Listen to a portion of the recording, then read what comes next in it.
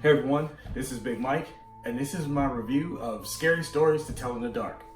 So Stories to Tell in the Dark was originally written by Alan Schwartz and illustrated by Stephen Gamble. The three books were short stories that were released in 1981, 1984, and 1991 successively. So the movie was actually produced by Guillermo del Toro and was directed by Andre Øvredal? I hope I'm saying that correctly. Andre Øvredal. So the movie was actually pretty good. The short stories, the books that were written, were originally for children. They were horror books for children, which seems like a strange concept, but at the time it actually worked. I do remember these books when I was a kid. I didn't actually read all of them. I remember my friends did. I was more into comics. So I read a few horror comics back in the day. I wasn't really into, these books. I did know about them. However, the movie was pretty good. For a PG-13 horror movie, which I can say that for another video about PG-13 horror movies, it was actually pretty decent. I really liked the stories. I like the overall connectivity and continuity of the stories in this movie because I know in the books they were, a series of short stories. In this movie, they took those short stories and actually compiled them into a cohesive narrative. So that actually worked out pretty well. I really liked the story.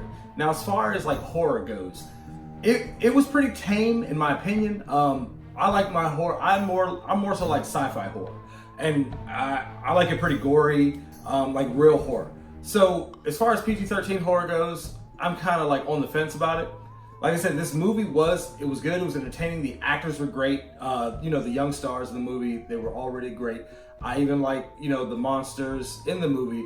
I just wish there were a little more, scenes of actual horror. I mean, to me, this was more so suspense, in the sense that you felt tension, and like, when the monsters would, get the individuals, there was no, finality to it. It was like, a guy gets snatched or he disappears or maybe he's this scarecrow guy, so it's just kind of like, okay, I can see where they're going with it here, but as far as calling it horror, I couldn't really call it that. However, like I said, I really enjoyed the movie. It was a really cohesive narrative. All the, it's based on, so let's give a little breakdown without spoilers. So the main characters, it's Halloween night. They check out this, haunted house. It's this story around the town, of this girl who's crazy and supposedly, killed her family. So they go to the house, and of course her ghost, is there, and they take the girl's book of short stories, right? Or her scary stories book.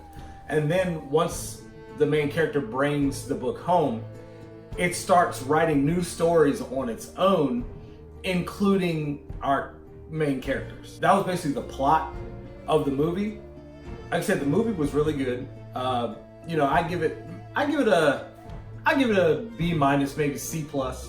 It wasn't bad, but as far as horror, like I said, I'm kind of on the fence about PG-13 being horror. This was more of a suspense movie.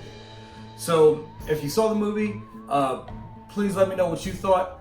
Please like and subscribe to my channel. Please drop your comments below. Hit that bell for notifications of all my latest content. Once again, thanks for watching, and see you next time.